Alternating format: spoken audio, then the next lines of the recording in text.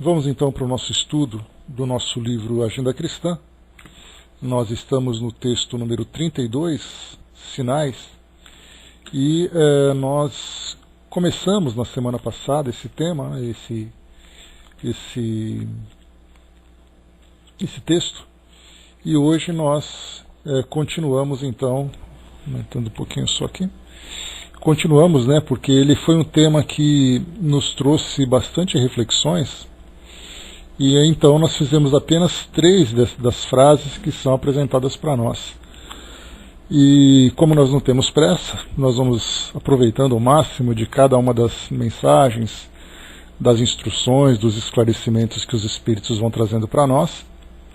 E esse texto em especial nos ajudou aqui a fazer profundas avaliações sobre os sinais que nós emitimos no nosso comportamento e na nossa vida cotidiana. Lembrando sempre que, conforme nós comentamos no início do nosso estudo na semana passada, aquilo que nós dizemos, aquilo que nós fazemos, apenas é uma exteriorização das nossas intenções, mas isso não significa que esses sinais representem exatamente aquilo que nós nos tornamos. Porque nós podemos dissimular, nós podemos interpretar, podemos criar ali uma imagem equivocada, como nós vemos hoje, na nossa sociedade isso é bastante comum, principalmente nos dias atuais em que nós passamos por tantas turbulências no nosso meio social, e nós vemos assim pessoas que têm boa aparência, pessoas que têm bom discurso, mas que no fundo acabam se envolvendo em situações bastante problemáticas e também bastante equivocadas no que diz respeito a um comportamento moral perante a sociedade. Então, muito mais daquilo do que nós interpretamos perante as pessoas é aquilo que nós fazemos no nosso dia a dia, nas situações mais sensíveis, nas situações mais simples, no nosso comportamento, no nosso dia a dia, no nosso cotidiano. Então esse é o nosso objetivo de crescimento, mostrarmos exatamente nessas situações simples quem de fato nós somos, o que de fato nós conquistamos. Nós vemos então aqui as 3 primeiras frases, diz para nós assim: sua conversação dirá as diretrizes que você escolheu na vida. Então, nesse caso, nós comentamos que na nossa conversação, não apenas com relação ao conteúdo das nossas conversações, mas a forma como nós nos expressamos também. Hoje, também nessa frase, porque a gente vai fazendo uma revisão dessas mensagens, dessas pequenas passagens que os Espíritos trazem, e dá vontade de falar tudo de novo, porque sempre vem ideias novas, conforme a gente vai vivendo no nosso dia a dia. Basta ver, por exemplo, nessas conversações, o tom de voz que nós utilizamos para defender as nossas opiniões. Nessa conversação, então, bom dia, Vaninha. Nessas conversações, nós temos então exatamente isso, o assunto de que nós tratamos, a opinião que nós emitimos e a forma como nós nos expressamos. Isso mostra exatamente as diretrizes que nós escolhemos na vida.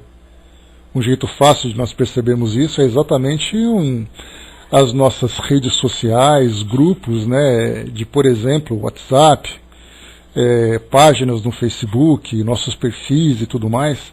Então nós vemos assim a forma como as pessoas respondem aos comentários. Você põe uma imagem, você lança uma ideia e as pessoas então vão respondendo. Então você percebe claramente o que é aquela pessoa exatamente. E ali ela não pode simplesmente dissimular, porque ela vai responder muitas vezes envolvida com as próprias paixões. Depois ela diz para nós: suas decisões nas horas graves identificam a posição real de seu espírito. E aí nós falamos sobre o equilíbrio, sobre o bom senso, sobre as reflexões que cada um faz diante das dificuldades que acaba enfrentando. Então mostra exatamente a posição real de nosso espírito, em que grau de evolução nós nos encontramos. Aquele grau impulsivo, desesperador, desequilibrado, ou aquele mais sereno, sóbrio, confiante, e também aquele que alimenta a fé nas todas as orientações que são passadas para nós com relação ao futuro que nós desejamos. Depois aqui no final, né, o último que nós vemos apenas 3, diz para nós: seus gestos na luta comum falam de seu clima interior. E esses gestos que eu comentei com vocês são situações tão banais, tão simples, que nós nem sempre percebemos.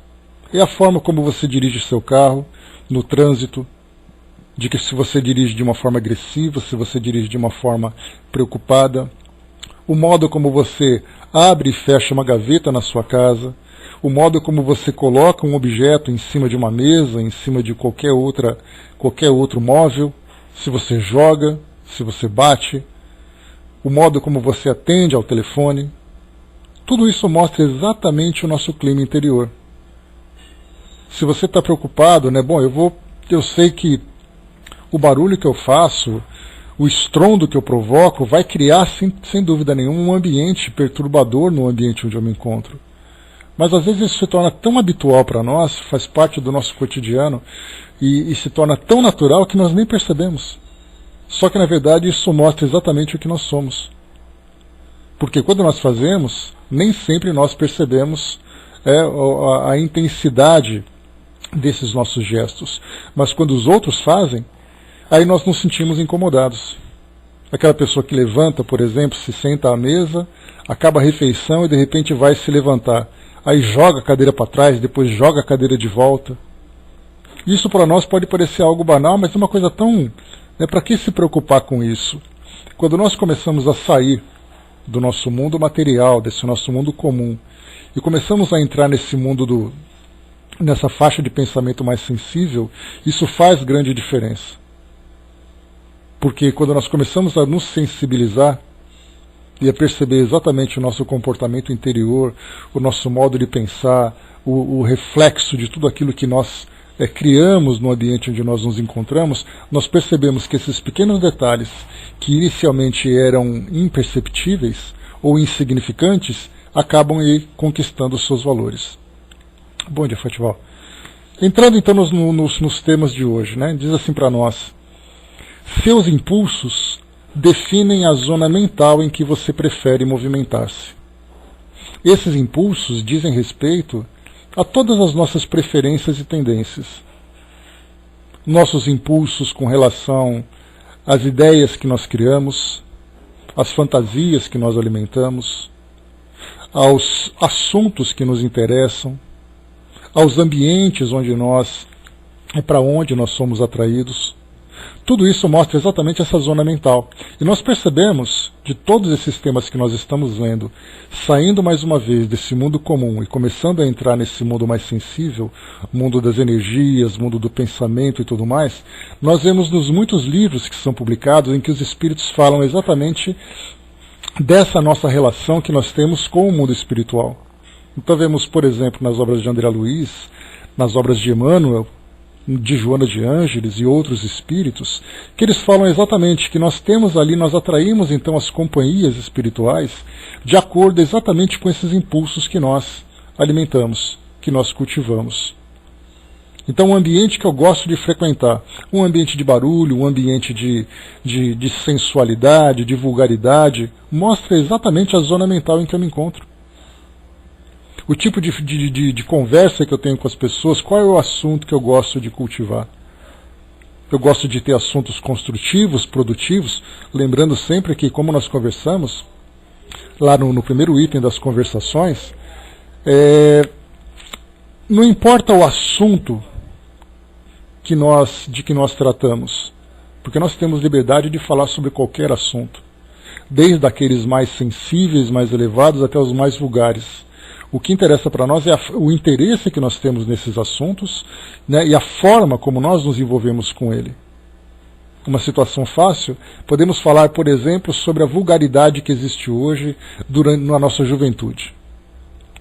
Nós podemos ser críticos, destrutivos, críticos, produtivos, proveitosos. Nós podemos simplesmente apontar defeitos, nos esquecendo dos nossos defeitos. Então, o assunto em si, ele é colocado diante de nós. A forma como nós vamos tratar desses assuntos é o que vai fazer a diferença. Então, essa zona mental em que nós nos encontramos mostra exatamente quais são as nossas tendências. qual é exatamente ali o nosso grau de evolução, se é um grau mais primitivo, ainda ligado aos instintos, ou é um grau mais elevado, em que nós começamos já a entrar na razão. Então esses também são sinais que mostram exatamente em que grau de evolução nós nos encontramos. Esse de baixo aqui, então, complementando aquilo que eu trouxe para vocês agora há pouco, diz assim: seus pensamentos revelam suas companhias espirituais. Para nós, na doutrina espírita, bom dia pessoal que chegou, para nós, na doutrina espírita, temos uma relação estreita com o mundo espiritual, faz parte, né, das instruções que nós recebemos. Então nós sabemos que nós somos espíritos encarnados, que nós temos as nossas companhias espirituais, assim como também das companhias dos encarnados. Nessas companhias espirituais, nós podemos dizer exatamente nos dois ambientes, né? Não apenas dos desencarnados, mas também dos encarnados. Aquilo que eu penso, as minhas ideias, vão fazer com que eu me afinize com pessoas que estão encarnadas ou desencarnadas. E isso para nós, lembrando aquela passagem do Evangelho que fala sobre o vigiai e orai, essa vigilância e essa oração nos coloca exatamente numa condição mais elevada dentro dessa escala evolutiva. Mas se nós vivemos apegados ainda aos nossos interesses materiais, aos interesses aqui chamados, né, popularmente de interesses mundanos, mas que nós falamos exatamente, né, o campo do egoísmo, o campo do materialismo, do apego, da sensualidade, isso vai mostrar exatamente as companhias que nós temos. E essas companhias vão interferir no nosso modo de pensar e também vão interferir no nosso comportamento. Lá na questão 459 do Livro dos Espíritos, nós temos lá perguntando para nós, né, que Kardec pergunta, né, se os espíritos interferem na nossa vida, no nosso pensamento, no nosso cotidiano. E os espíritos respondem muito mais do que nós imaginamos. E reforçam que na maioria das vezes nós somos conduzidos por esses espíritos. Então, se nós temos pensamentos ligados a esse sentimento de inferioridade, de instinto, nós somos, na verdade, conduzidos a alimentar cada vez mais essas sensações. Só que isso não é simplesmente pensar, nós alimentamos as sensações. Nós temos que pensar nas consequências disso na nossa vida. Porque quanto mais apegados aos interesses do mundo material nós somos, às sensações, a todas essas impressões, mais frustrações nós temos, maior é a nossa infelicidade. Porque se nós alimentamos o egoísmo, que é um comportamento geral para praticamente todos nós aqui nesse nosso mundo, significa então que eu quero fazer com que o mundo me sirva, que o mundo gire da forma como eu me sinto melhor, da forma como me convém. Só que nós lembramos que cada um deseja que o mundo gire do seu próprio modo. Cada pessoa deseja que o mundo seja do seu próprio modo. E aí então nós começamos a entrar em tantos e tantos conflitos. E nós podemos perceber exatamente desse nosso modo de nos comportar nas nossas relações mais íntimas, dentro do nosso grupo familiar, onde nós temos todos aqueles conflitos. Por que existem os conflitos? Exatamente porque cada um quer pensar do seu próprio jeito. Ninguém pensa de uma forma coletiva. Cada um pensa de uma forma individual. E esse individualismo é o que gera tantos problemas no nosso mundo, desde uma discussão dentro do lar até uma guerra entre nações. É apenas uma questão de intensidade, mas a causa acaba sendo a mesma. Então mostra para nós que enquanto nós ficamos alimentando esses pensamentos, na verdade, nós somos adubados pelos pensamentos dos espíritos que nos acompanham, assim como também das pessoas que convivem conosco. Minha avó dizia, gambá cheira a gambá. Uma expressão antiga, uma expressão popular, mas que reflete exatamente essa realidade. Que você pensa, você tem ali suas próprias companhias. Né? Bom dia, Dudu. André lembrou ali também, né, que tudo se torna tão sutil que nós nem nos damos conta, e de fato é assim. Porque isso é uma questão de hábito. Nós estamos acostumados a viver dessa forma. Estamos acostumados no nosso dia a dia. Nós acordamos, nós falamos, nós pensamos, nós nos movimentamos, nos relacionamos todos os dias fazendo a mesma coisa. E aí então a gente vai começando a fazer com que isso se torne tão natural que a gente nem percebe. Basta a gente perceber. Olha só que coisa interessante. Provavelmente vocês já devem ter imaginado alguém, por exemplo, falando um palavrão dentro de uma igreja, dentro de um centro espírita. Para nós seria um choque. Como é que alguém fala um palavrão dentro de um centro espírita? Lá é um ambiente onde você não pode falar isso. Mas dentro de casa a gente fala. Porque dentro de casa é normal, eu fico à vontade, eu não tenho obrigação nenhuma de ficar com essa sensibilidade, entre aspas, com essa frescura toda. Mas aí então nós percebemos, se no ambiente para mim é natural e o outro eu me sinto constrangido a não me comportar daquela forma, nós vemos que tem alguma coisa errada. Porque eu sempre comento com vocês, né, que é muito interessante a gente perceber que nós temos várias personalidades e cada uma dessas personalidades se adapta a um determinado tipo de ambiente, a uma determinada situação. Se eu estou na minha família, eu faço o que eu quero. Eu jogo, eu xingo, eu brigo, eu reclamo. Se eu estou no meu ambiente de trabalho, eu consigo me conter um pouco mais. Se eu estou no centro espírita, na igreja, eu viro um santo.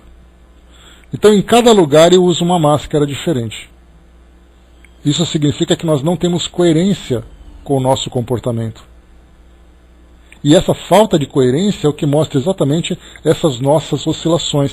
E exatamente isso, Fatival, essa falta de respeito no lar mostra exatamente ali o ambiente extremo onde nós mostramos de fato quem nós somos. Se dentro de casa nós mostramos essa falta de respeito, não adianta a gente querer mostrar aquela cara polida em outros ambientes, porque aquilo não reflete a nossa realidade. É exatamente nesse ambiente onde nós sofremos mais pressão, onde nós temos mais intimidade, que nós revelamos exatamente a qualidade do espírito que nós somos. Se nós percebemos que dentro de casa nós temos um comportamento assim, é ali que começa a transformação. Então são esses sinais que revelam exatamente a nossa real identidade. Continuando, diz aqui para nós. Suas leituras definem os seus sentimentos. Essas leituras, na verdade, significam os assuntos que nós nos interessamos. Essas leituras dizem respeito não apenas a livros, né, porque quando nós lemos essas mensagens, e elas são antigas, nós sabemos disso, né? Esse livro, por exemplo, foi publicado, deixa eu pegar aqui rapidamente, só para a gente contextualizar. Psicografia do Chico, ditado pelo espírito André Luiz. Esse livro ele foi publicado em... Deixa eu ver se eu tenho aqui... Eu não tenho aqui a data dele, mas certamente é um livro que não é um livro tão atual. Mas mostra pra gente a seguinte realidade. Que quando nós... Deixa eu pegar aqui só o ponto onde nós paramos. Está aqui. Quando nós lemos um texto como esse, publicado, né, numa época anterior, nós tínhamos uma outra realidade. Então, quer dizer, quais são as nossas leituras? Eram artigos de jornais, eram livros, eram revistas. Então, na verdade, eu ia mostrar exatamente ali, através dessas leituras, quais eram os sentimentos. Então, nós pegávamos aquelas revistas, né, que tinham ali revistas que tratavam de assuntos do cotidiano, revistas de fofoca, revistas eróticas, livros que tratavam de assuntos que provocavam intrigas, livros que traziam reflexões. Enfim, íamos ali nos envolvendo com as nossas leituras. Hoje nós temos acesso às leituras de um modo muito mais fácil. Porque nós temos, por exemplo, a internet que tem acesso, né, nós temos acesso a ela 24 horas do nosso dia, basta apenas uma questão de vontade. Você pega ali o seu celular, você liga o seu computador, você tem textos para ler. Textos que você envia, textos que você recebe, textos que são publicados e você por acaso tem acesso. E aí então nós vamos lendo. A questão é, o que nós estamos lendo exatamente? Quais são os assuntos que nos interessam? Esses assuntos mostram exatamente os nossos sentimentos. Se eu gosto de ler alguma coisa que provoca intriga, falando da vida de alguém, isso mostra exatamente o tipo de pessoa que eu sou.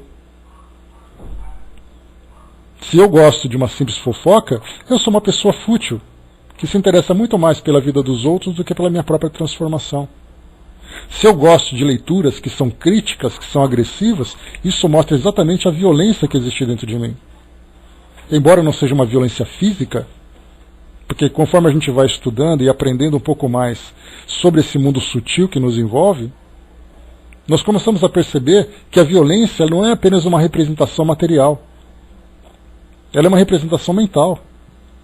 Porque muitas vezes a gente vê o indivíduo quebrando coisas e fala como ele é violento.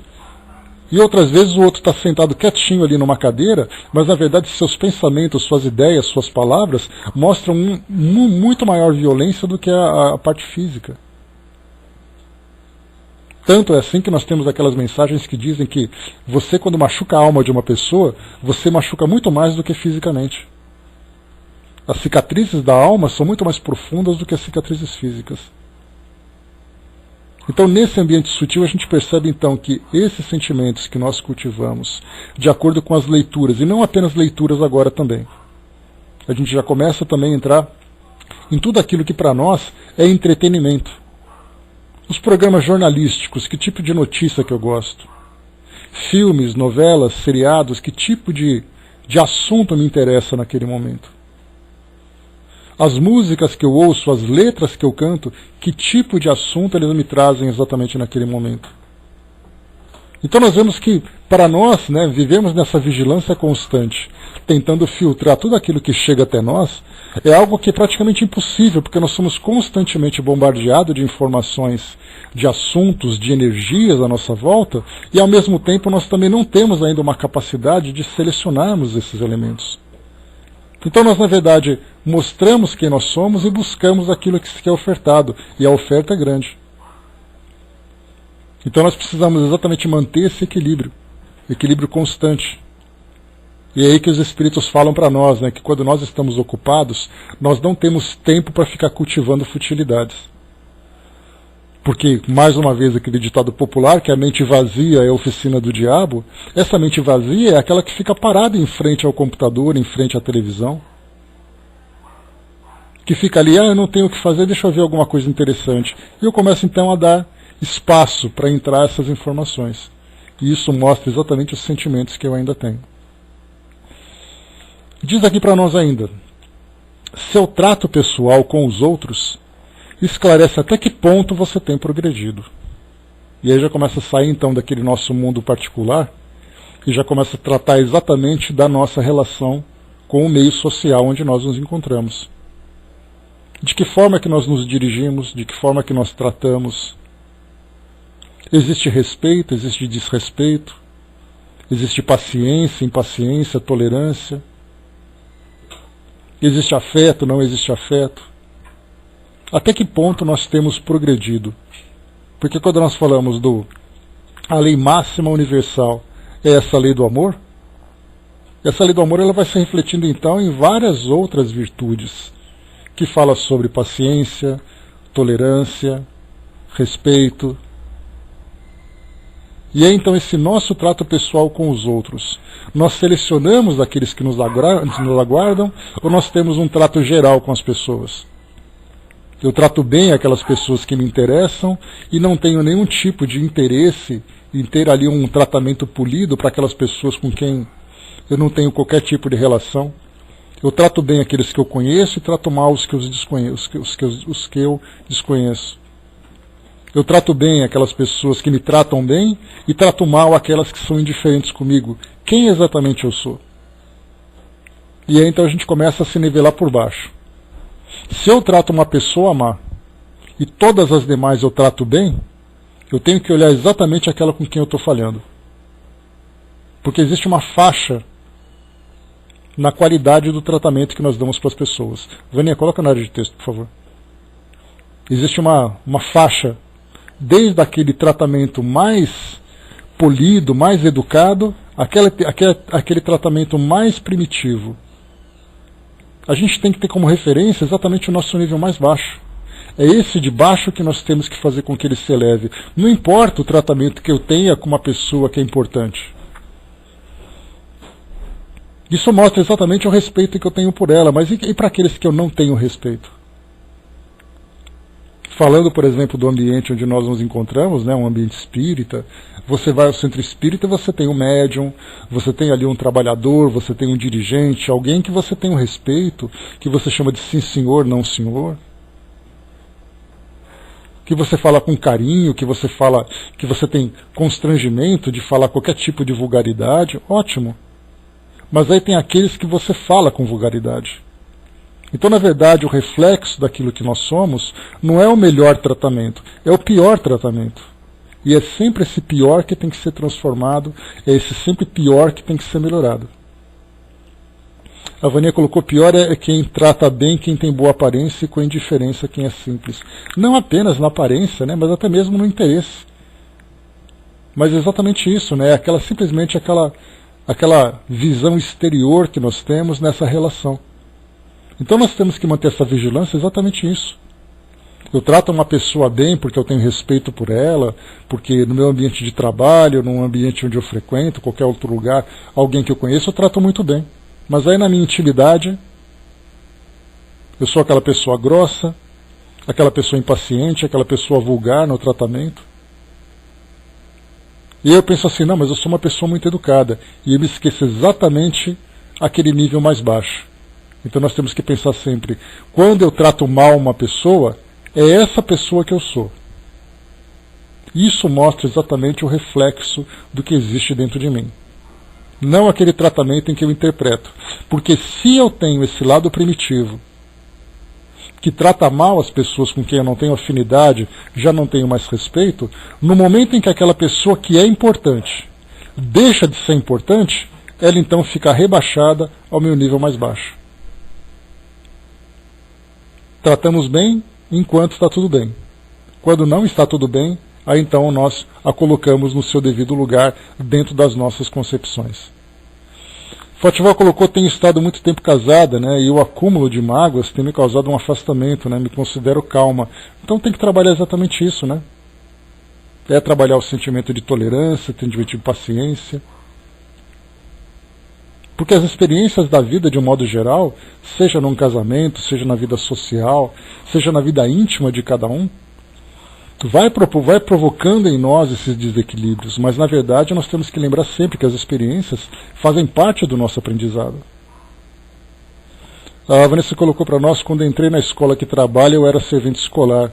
Anos depois voltei como professora. Antes, como servente, desfaziam de mim. Hoje, como professora, não.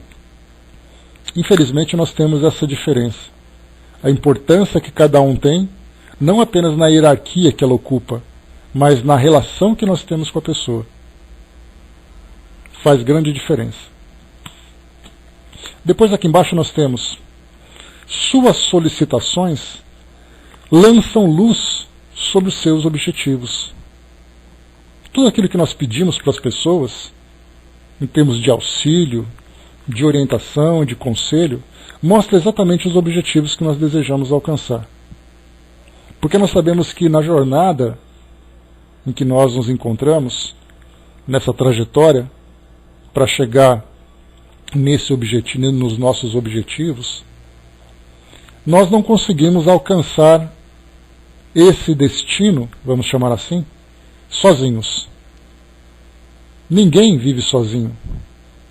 Até mesmo alguém que pensa assim: não, eu vou viver isolado no meio da montanha, mas eu vou levar roupa, vou levar ferramenta, vou levar ali as minhas reservas e tudo mais.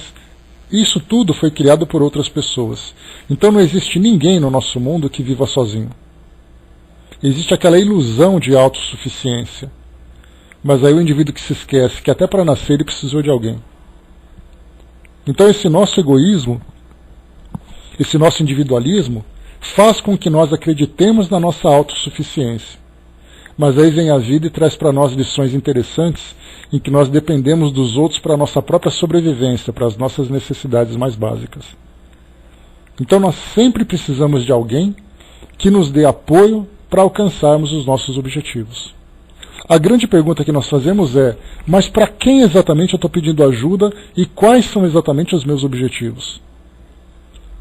Se eu peço ajuda para alguém nobre e faço uma solicitação nobre, e eu faço essa nobreza não na aparência, mas eu falo na essência, porque para me oferecer um auxílio nobre, somente uma pessoa nobre. Para me oferecer um auxílio vulgar, uma pessoa vulgar fará isso com facilidade. Então eu tenho que me perguntar: para quem eu peço ajuda, que tipo de ajuda eu peço e para que eu estou pedindo essa ajuda. E isso vai mostrar exatamente ali os nossos objetivos. E por consequência, os nossos objetivos são frutos de nossas ideias. Se os meus objetivos são fúteis, são vulgares, porque eu quero alguma coisa apenas para minha satisfação pessoal, eu quero, por exemplo, eu peço que me deem ali um emprego. Olha que situação simples do nosso cotidiano. Eu peço um trabalho para mim. Mas esse trabalho, na verdade, não é para me transformar numa pessoa melhor para que eu faça algo que seja edificante. Eu faço isso exatamente para poder mostrar que eu sou importante, para cultivar aquela ideia de superioridade. Esses são os meus objetivos. Se o meu objetivo é um objetivo de crescimento espiritual, isso vai mostrar exatamente o tipo de solicitação que eu faço. Se é apenas a busca do prazer e da satisfação, eu também terei outras qualidades nessas solicitações. Então isso mostra exatamente também o nosso modo de pensar, o nosso comportamento, as nossas necessidades, tudo isso vai refletindo de uma forma pura exatamente aquilo que nós somos. Depois nós temos aqui, essa é a frase que eu falei para vocês semana passada, né? Que existe a minha frase de cabeceira, que é uma das que eu prefiro, de todas elas, é uma das que eu mais gosto. Suas opiniões revelam o verdadeiro lugar que você ocupa no mundo. E as nossas opiniões, hoje, nos tempos atuais, que nós temos a tecnologia a nosso favor, que nos dá a possibilidade de nos comunicarmos com as pessoas instantaneamente, sobre os mais variados assuntos, que temos aparelhos em nossas mãos que nos conectam com o mundo, recebendo informações, enviando informações, dando opiniões. As nossas opiniões, nesse caso, revelam o verdadeiro lugar que nós ocupamos no mundo. Não apenas no sentido da qualidade dessas opiniões, mas a forma como nós damos a nossa opinião também. Como nós vimos aqui acima, temos aqui os impulsos definem a zona mental em que nós preferimos nos movimentar. Ou os nossos gestos na luta comum falam do nosso clima interior. Então vemos aqui como as frases vão se conectando para nos colocar exatamente na posição real em que nós nos encontramos. De um modo geral, nós vemos no nosso mundo hoje uma pequena preocupação das pessoas em se transformarem. Exatamente porque estão tão preocupadas em viverem suas vidas, hoje, nesse momento, tentando ali conquistar o seu espaço, mostrar sua importância, satisfazer aquilo que ele julga ser as suas necessidades, que ninguém se preocupa em algo diferente, algo maior, algo que vai além do mundo material que nós conhecemos. Através dos estudos que a doutrina espírita vai nos fornecendo, que nós vamos ter uma consciência maior da nossa realidade, de espíritos que nós somos, de seres que precisam se transformar, que nós percebemos que a nossa felicidade ou a nossa infelicidade são consequências, né, ou é consequência daquilo que nós vivemos, do tipo de vida que nós levamos, que nós entendemos lei de causa e efeito, entendemos sobre a lei de atração. Vemos que a nossa vida, na verdade, é uma consequência de tudo aquilo que nós vivemos no nosso cotidiano. E aí, então, quando nós começamos a ter consciência de toda essa estrutura que nos envolve, ou dessa dinâmica que nos movimenta, que nos ajuda a sair, a nos movimentarmos todos os dias, nós começamos a mudar exatamente aquilo que nós somos. Queremos ser pessoas melhores, queremos ter opiniões melhores, queremos mudar ali as nossas prioridades, as nossas necessidades. E queremos construir de fato a nossa felicidade. Todo mundo quer ser feliz. Mas a gente sabe que ninguém sabe como ser feliz. Porque cada um quer ser feliz do seu jeito. Para muitos a felicidade se resume naquilo que ele tem. Para outros a felicidade se resume naquilo que ele é. E para outros a felicidade ainda vai ser conquistada dependendo daquilo que ele vai se tornar.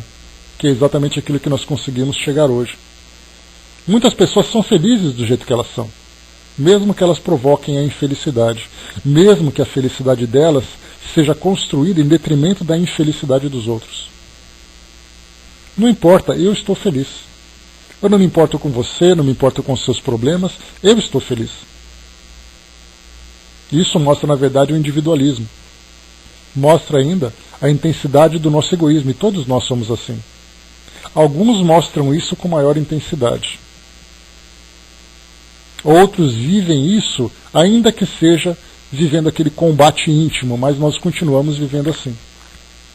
Então, quando nós vamos percebendo que todas as consequências das nossas ações são as responsáveis pela nossa infelicidade ou pela nossa felicidade, nós procuramos fazer essas transformações. E essas transformações, como nós vimos, dizem respeito às nossas atitudes, dizem respeito às nossas palavras, às nossas conversas, às nossas opiniões, e depois, mais sutilmente, dizem respeito às nossas ideias. Então nós vemos o quanto ainda precisamos transformar para chegarmos nessa condição de equilíbrio, de harmonia, para sermos de fato felizes. Até porque também ninguém consegue ser feliz sozinho. E quando nós começamos a ver o ambiente onde nós nos encontramos, a pergunta vem: será que eu consigo ser feliz convivendo com as pessoas com quem eu convivo e estando nos lugares onde eu costumo frequentar? Então, se hoje eu tenho opiniões que demonstram um caminho diferente daquilo que eu preciso alcançar, daquilo que eu preciso conquistar, já mostra que eu estou num lugar errado. Mas para poder identificar esse lugar errado, eu preciso saber exatamente qual é o caminho certo. Se eu não souber qual é a direção certa para seguir, qualquer caminho para mim serve. E eu vou tentando ser feliz do meu jeito. Vou acertando, vou errando ocasionalmente para tentar ser feliz. Se eu sei a direção certa, e essa direção foi passada para nós exatamente por aquele que é o nosso mestre por excelência, Jesus vem mostrar para nós um comportamento de equilíbrio, de serenidade, de sabedoria, da manifestação verdadeira do sentimento do amor dentro de nós. Se nós sabemos qual é essa direção, então nós temos que trabalhar para transformar tudo aquilo que diz respeito à nossa vida para seguirmos nessa mesma direção. Não adianta eu imaginar assim, não, porque eu vou seguir esse caminho, porque eu sei que lá no final eu vou ser feliz. Mas por enquanto eu não suporto gente que não concorda comigo. E aí nós vemos, na verdade, uma fantasia de felicidade que nós desejamos alcançar, mas uma realidade bastante dolorosa que nos coloca exatamente numa direção contrária. Então as nossas opiniões, as nossas conversações, as nossas ideias, o nosso comportamento vão revelando exatamente aquilo que nós somos.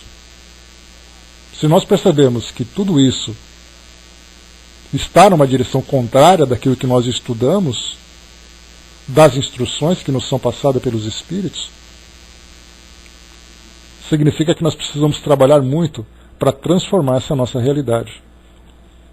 E por fim, para finalizar esse nosso texto, diz assim para nós, observem bem, com atenção: seus dias são marcas no caminho evolutivo.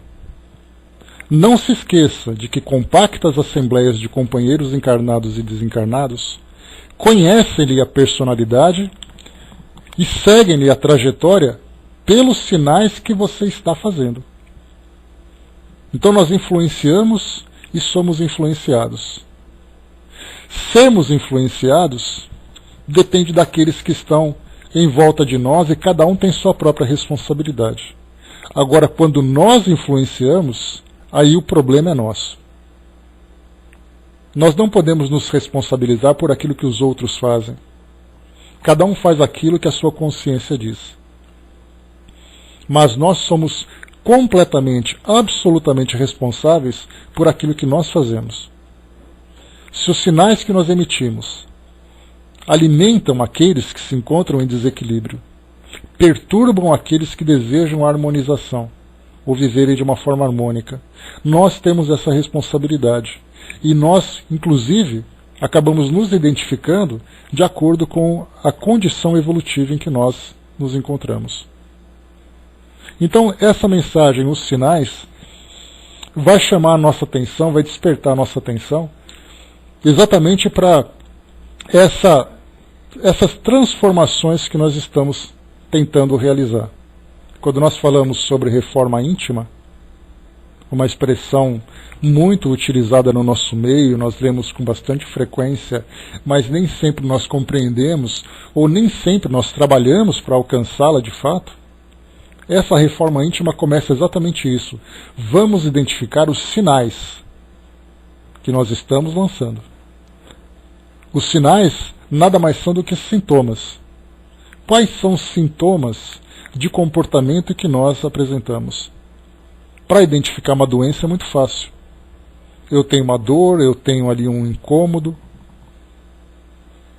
E aí então eu começo a fazer exatamente aquela identificação. Através dos sintomas eu identifico uma doença. Para identificarmos uma doença moral, nós temos que identificar esses sinais, que são sinais também morais que nós emitimos. A André colocou, e muitas vezes conseguimos ver no rosto e no olhar o que a pessoa tem dentro de si. É só pegá-la numa condição de espontaneidade, né, André?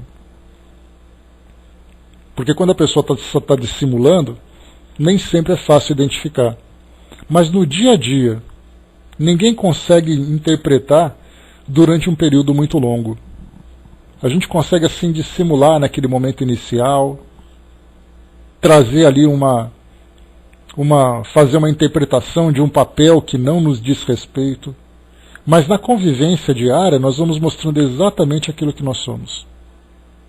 Principalmente nos ambientes mais íntimos, onde nós nos encontramos, nos grupos mais íntimos onde nós nos encontramos, e diante das situações mais provocativas.